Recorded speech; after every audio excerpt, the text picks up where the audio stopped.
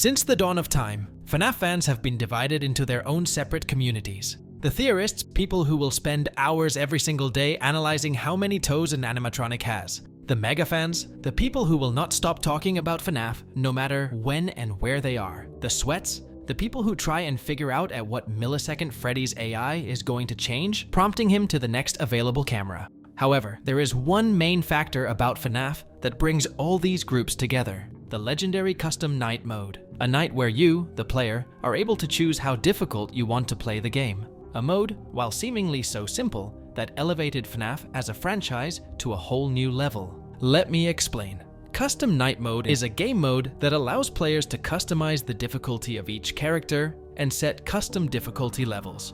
This mode has made the game far more replayable, shareable, and competitive. Let's start with the replayable aspect. FNAF's Custom Night Mode adds a whole new level of replayability to the game, as players can now customize the difficulty of each character, which means that they can create their own unique challenges.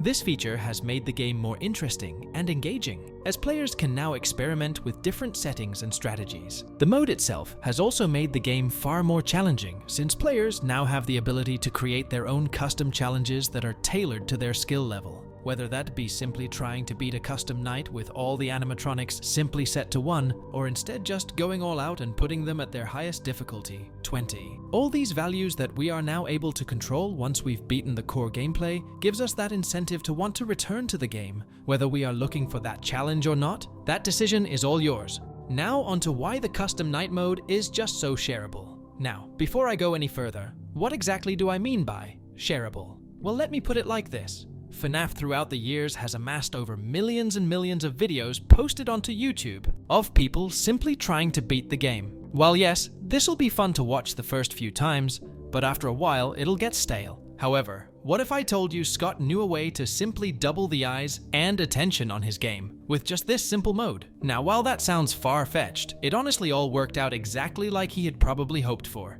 This game mode now gives FNAF that entirely new skill gap for the content creators who want to give this new hardest challenge a try. And people all across the globe want to see this. However, then arrives the few people who think that this all looks too easy. So what do? They go to Steam, buy the game, and try that custom night themselves. So just like that, by simply getting those additional sales, Scott wins again. Now, the last factor that contributed to Custom Night's genius is simply competitiveness. Like I mentioned already, the addition of Custom Night broadens that skill gap much more now for the player base of the game. Those who are content with just playing through the core game, then they can do exactly that. However, those who are looking for their next big challenge get exactly what they're looking for with the mode, and with all the animatronics set to their highest difficulties. All these three factors are exactly why FNAF's Custom Night works so well. Alright. Now that we've discussed the core factors that drive Custom Night's success, I wanted to dive into the evolution of Custom Nights throughout each installment in the series, as while the concept may stay the same, Scott definitely adds more challenge and more merit in the future installments for those who like Custom Night. Starting with the first installment quickly, we simply have the control over the four main animatronics: Freddy, Bonnie, Chica, and Foxy. We have the ability to change their values from 0 to 20. The higher the number, the more aggressive they are. However, if you input 1987 as if it were a 4-digit code, you see something interesting happen. Now, looking back on this, there isn't much lore or story we can really take from this simple Easter egg, but it is at least nice that Scott put it in the game itself as a nod towards the bite of 87. We also don't really get any actual rewards for completing the challenge of 420 mode, besides simply a star on the main menu.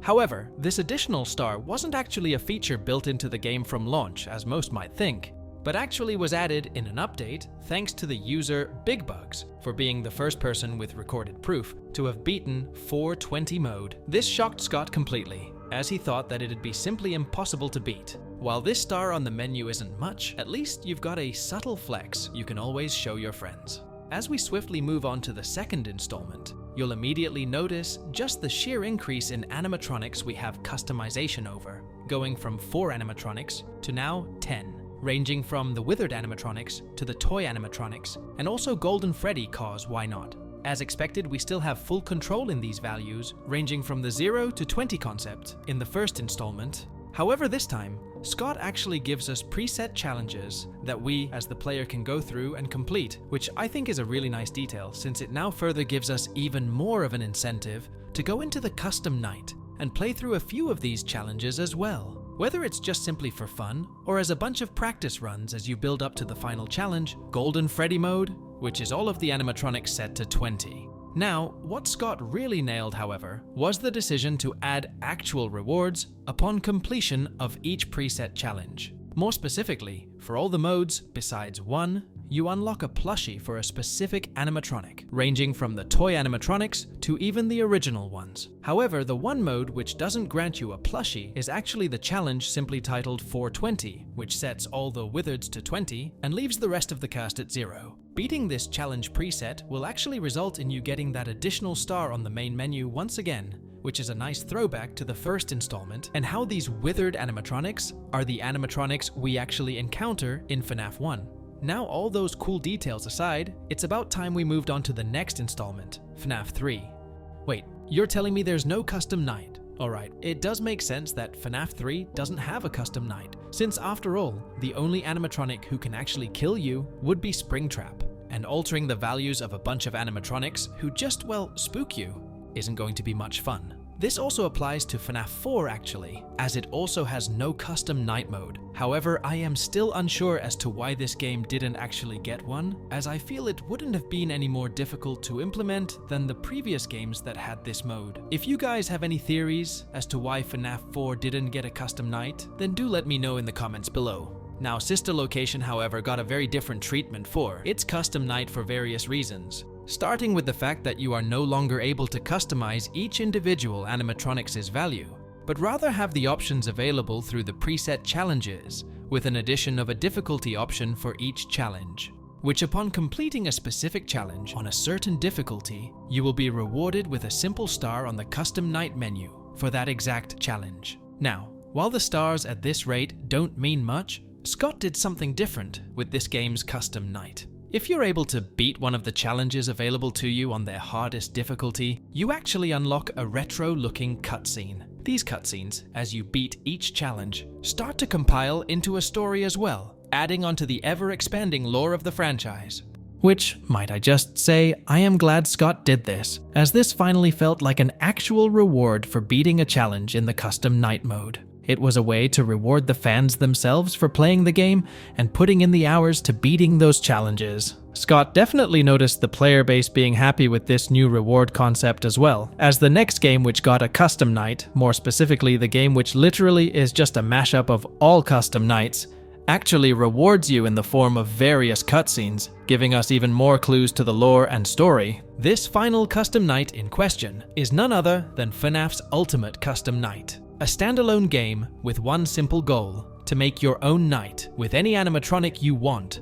Scott also for this game used a combination of the mechanics from the previous games as well, ranging from the ability to close doors on either side of you, the ability to turn on a heater, disable your fan, even turning on your AC is an option. All these mechanics combined into this ultimate custom night game really allow you, the player, to go all out in whatever combination of animatronics you want to face.